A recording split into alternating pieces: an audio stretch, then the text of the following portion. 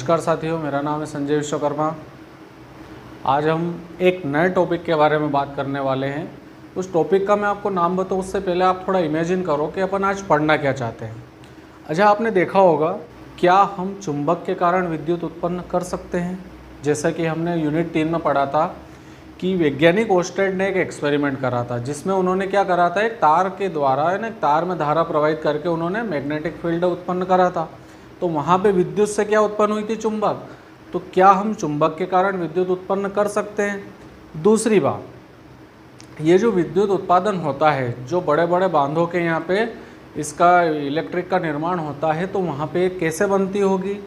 तीसरी बात ये कि आपने देखा होगा, शादी प्रोसेशन में या कई जगह कोई प्रोग्राम होता है या कोई फंक्शन होता है, तो वहाँ पे इमरजेंसी में जब लाइट चली जाती है तो एक जनरेटर होता है, और जनरेटर स्टार्ट होते ही वहाँ पे लाइट आ जाती है। तो जनरेटर के साथ ऐसा क्या लगा रहता है जो लाइट का उत्पादन करता है? तो आज हम इन्हीं टॉपिक के बारे में बात करने वाले हैं कि आखिर क्या चुंबक से विद्युत उत्पन्न हो सकती है। यदि वैज्ञानिक ओस्टेड कहते हैं कि आप विद्युत के कारण चुंबकीय क्षेत्र उत्पन्न कर सकते हो, तो फिर चुंबक के कारण भी विद्युत उत्पन्न होना चाहिए। तो उसके बारे में हम पढ़ेंगे। तो सबसे पहले तो आपको दशहरे की बहुत बहुत बधाई, जो कि दशहरा निकल चुका है। मैं वीडियो नहीं ला पाया था आपके सामने। दशहरे की आपको अब बाद में दे रहा हूँ, लेट विशेष कर रहा हूँ। दशहरे की हार्दिक शुभकामनाएं। और अब जो दिवाली आने वाली है उसकी सबको पहले से एडवांस में हैप्पी दीपावली। और दशहरे से पहले मैंने शायद यूनिट 3 के वीडियो डाले थे। यूनिट 3 अपनी लगभग फिनिश हो चुकी है। आज अपन यूनिट 4 की शुरुआत करेंगे। यूनिट 4 में हमारे पास दो टॉपिक है। एनसीईआरटी जो 12th की फिजिक्स है उसमें एक है आपका इलेक्ट्रोमैग्नेटिक इंडक्शन, और सेकंड जो इसका टॉपिक आएगा वो आएगा अल्टरनेटिंग करंट, मीन्स विद्युत चुंबकीय प्रेरण और प्रत्यावर्ती धारा। तो चलिए अपन वीडियो को शुरू करें। उससे पहले आप यदि इस चैनल पर नए हैं तो इसको सब्सक्राइब करें और वीडियो को अंत तक देखें, ताकि आपको पूरा टॉपिक समझ में आए। और यदि आपको ये वीडियो अच्छा लगे तो इसे लाइक एंड शेयर जरूर कीजिए। तो चलिए शुरू करते हैं।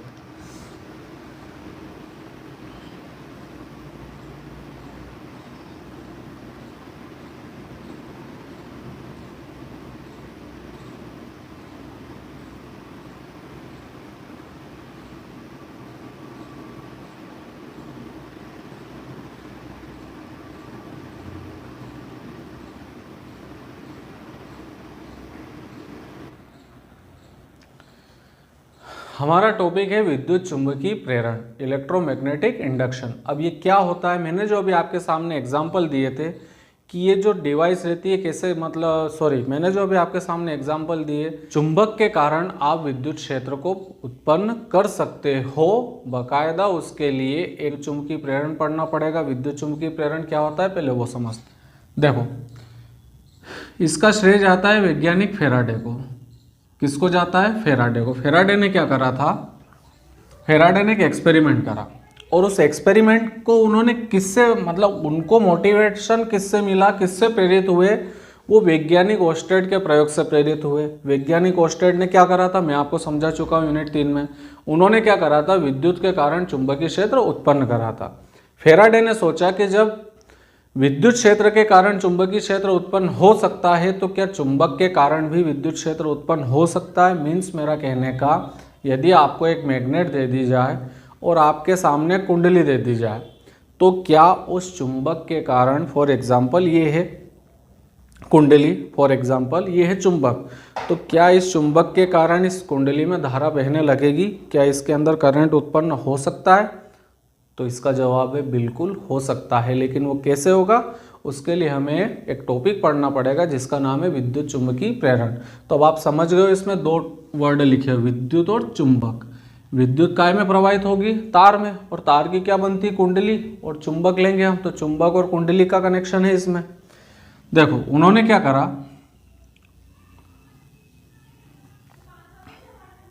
एक कुंडली ले ली और इसके साथ किसको जोड़ा? धारामापी को। धारामापी की क्या है? सुग्राहिता अधिक होती है, सेंसिटिविटी बोलते हैं इसको इंग्लिश में, इसलिए यहाँ पे गैल्वेनोमीटर है ना, धारामापी लिया जाता है। अभी इस कुंडली में किसी प्रकार का कोई करंट फ्लो नहीं हो रहा है, मतलब ये शून्य विक्षेप पर है ये धारामापी आपका। अब हुआ क्या,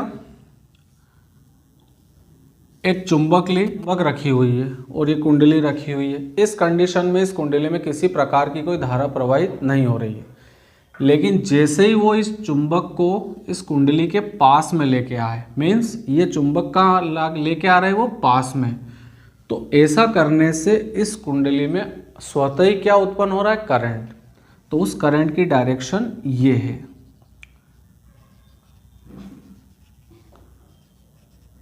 अब ये करंट इसमें बहने लगा, ठीक है।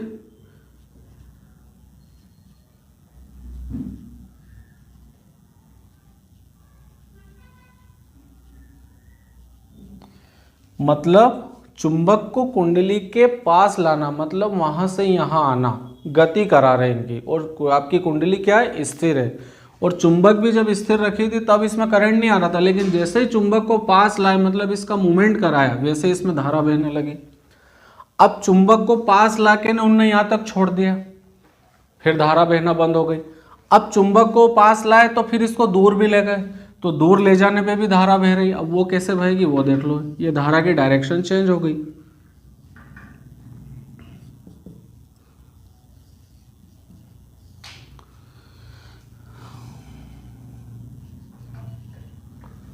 ये है आपकी चुंबक। अब की बार इसको क्या करा उन्होंने, कुंडली से कहाँ ले गए, दूर। यहाँ पे लाए थे पास लाने पर, लिख सकते हो आप, और यहाँ लिख दो आप दूर ले जाने पर। तो देखो, पास लाने में भी गति हुई, दूर ले जाने में भी गति हुई। उस गति के कारण इस कुंडली में क्या उत्पन्न हुई, धारा। यदि इनने किसी भी जगह इसको स्थिर कर दिया तो धारा बहना बंद हो गई। कहने का मतलब है चुंबक को एक जगह फिक्स नहीं रखना है कहीं भी, उसको ऐसे ऐसे मूवमेंट कराओ, ऐसे, यानी गति करेगी तो ही इसमें करंट उत्पन्न हो रहा। तो उन्होंने सोचा आखिर ऐसा क्यों हो रहा है, तो ऐसा इसलिए हो रहा है। देखो, करंट क्यों उत्पन्न हुआ मैं आपको बताता हूँ। आपको पता है चुंबक से चुंबकीय बल रेखाएं निकलती है, जो कि किधर जाती है, एन से एस की ओर। ऐसी बहुत सारी रेखाएं हैं। तो ये जो रेखाएं रहती है, ये अब कुंडली के पास यदि चुंबक है तो ये किसमें से होकर गुजरेगी, चुंबक के पास कुंडली है तो ये रेखाएं किसमें से होकर गुजरेगी, कुंडली में से।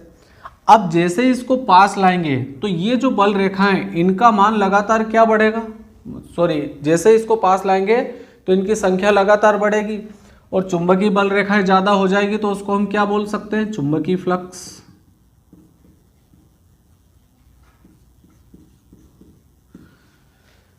चुंबकीय बल रेखाओं को सामूहिक रूप से बोला जाता है चुंबकीय फ्लक्स, जब वो बल रेखाएं ज्यादा होती।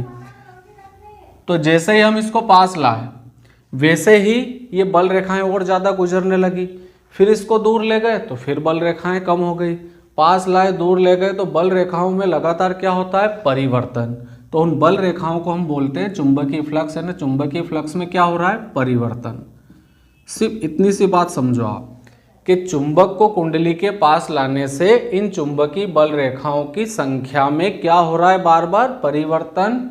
मीन्स चुंबकीय फ्लक्स के मान में क्या हो रहा है, परिवर्तन। यही मैं यहाँ पे बना सकता हूं। अब परिवर्तन होने से ये होता है कि जब चुंबकीय फ्लक्स के मान में परिवर्तन होता है तो ये चुंबक इसको इंडिकेट करती है धारा उत्पन्न करने के लिए, यानी इस परिवर्तन के कारण ही इस कुंडली में स्वतः ही क्या उत्पन्न हो जाता है, करंट। अब घुमाओ, चुंबक की जब गति होगी तो ही आपकी कुंडली में क्या प्रवाहित होगी, धारा। कहने का मतलब ये होता है कि इन दोनों में से एक को रखना पड़ता है आपको स्थिर, और दूसरा क्या रहता है, गतिशील। बस आप ये कॉन्सेप्ट अपने दिमाग में क्लियर कर लो कि यदि आपको किसी चुंबक के कारण कुंडली में धारा प्रवाहित करना है, यानी धारा उसमें उत्पन्न करना है, तो उसमें से आपको एक को स्थिर रखना पड़ेगा और दूसरा क्या रहेगा, गतिशील। ये मेन इसका कॉन्सेप्ट है। अब आप जब इसको पास लाओगे तब भी धारा बहेगी। क्यों बहेगी, क्योंकि पास आ रही है ना, ये क्या है, गतिशील है। और जब आप इसको दूर ले जाओगे तब भी इसमें धारा बहेगी, क्योंकि ये क्या हो रही है आपकी, फिर भी गतिशील है। लेकिन जब आप किसी क्षण पे इसको रोक दोगे, यानी किसी मूवमेंट पे इसको रोक दोगे, तो इसमें धारा बहना क्या हो जाएगी, बंद। कि आप परिभाषा कैसे दे सकते हो कि जब चुंबक और कुंडली के मध्य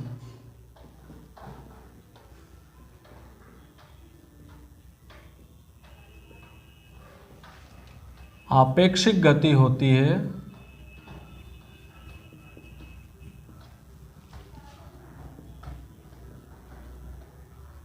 और यदि कुंडली बंद है तो उसमें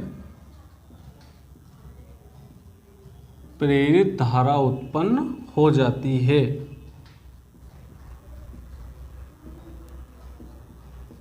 यही घटना क्या कहलाती है? विद्युत चुंबकीय प्रेरण। कुल मिला के कॉन्सेप्ट इतना बड़ा है कि यदि मेरे पास ये एक कुंडली है या एक चुंबक है तो मुझे इन दोनों में से एक को स्थिर रख के दूसरे को इसके चारों ओर या इसके आसपास मूवमेंट कराना पड़ेगा। अब डायनेमो जो रहता है, डायनेमो में क्या रहता है वो देख लो आप थोड़ा सा। इसमें क्या रहती है? इसमें भी यही सिस्टम रहता है पूरा। इसके अंदर लगी रहती है मैग्नेट, ये ऐसी मैग्नेट लगी रहती है इसके चारों ओर, और इसके बीच में रहती है कॉपर के वायर से बनी हुई कुंडली।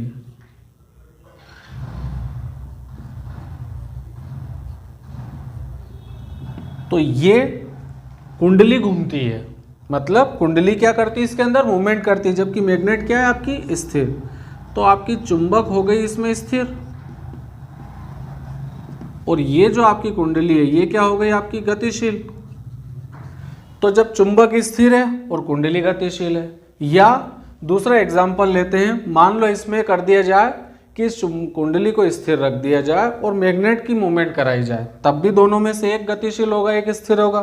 कुल मिला के बात इतनी है कि इन दोनों में से एक स्थिर रहना चाहिए और दूसरा गतिशील। तो इस कारण से इसके कारण क्या होता है कि इस कुंडली में स्वतः ही धारा उत्पन्न हो जाती है। यदि आप किसी से लड़ने जाएंगे ही नहीं तो वो आपके ऊपर गुस्सा क्यों करेगा? यदि आप जबरन उसको परेशान करने जाएंगे, वो चुपचाप बैठा है और आप उसके पास गए परेशान करने, तो आपकी क्या हुई गति? वो तो बैठा है ना स्थिर। तो आपने उसको जबरन कुछ परेशान करा या कुछ भी उसके साथ ऐसा व्यवहार करा तो उसके कारण उसको गुस्सा आएगा। एक व्यक्ति का उदाहरण दे रहा हूँ। अब उसको गुस्सा आ रहा है, मतलब आपके ऊपर क्या कर रहा है? करंट। उसके अंदर करंट उत्पन्न किसने करा? आपने। यदि आप भी अपनी स्थान पर बैठे रहते, वो भी उसकी जगह बैठा रहता तो कुछ भी नहीं होता, लेकिन आप गए उसको उंगली करने, तो फिर भाई करंट आना ही है उसको।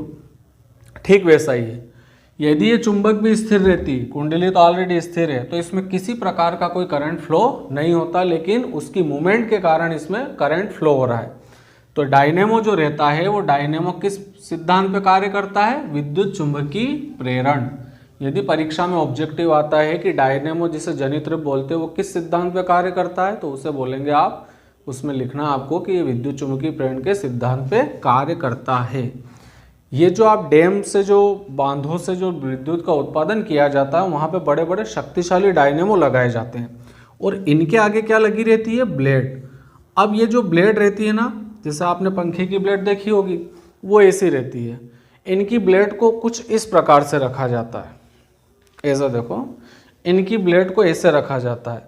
तो वो जो डैम से पानी की धार रहती है वो इनके ब्लेडों के ऊपर गिरती है, उससे ये ब्लेडें घूमती है, और इन ब्लेडों का कनेक्शन किससे रहता है? कुंडली से। तो ये कुंडली स्वतः ही घूमने लगेगी उस पानी की वेग के कारण, उसकी जो धार निकलेगी उसके वेग के कारण कुंडली घूमेगी, और चुंबक क्या है आपकी यहाँ पे? स्थिर। तो इस कुंडली के अंदर क्या उत्पन्न हो जाएगी? धारा। और ये जो प्रेरित धारा निकलेगी इसको बाहर निकाल लिया जाता है, और इसको ट्रांसफार्मर, किसकी सहायता से? ट्रांसफार्मर की सहायता से इसका वोल्टेज और इसकी प्रोबेबिलिटी यानी इसकी प्रबलता को कम ज़्यादा कर लिया जाता है। यदि वोल्टेज बढ़ाना हो तो बढ़ा भी सकते हैं, कम करना हो तो कम भी कर सकते हैं, और फिर उसे सप्लाई किया जाता है।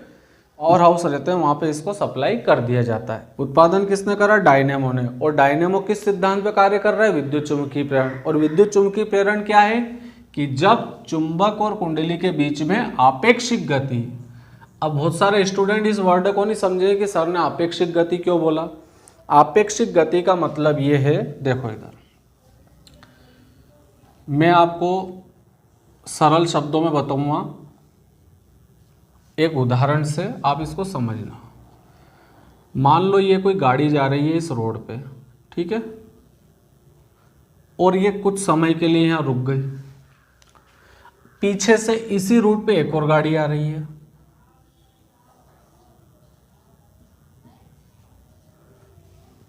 पीछे से एक और गाड़ी आ रही, ये जब चल रही थी तब से इसके पीछे आ रही है।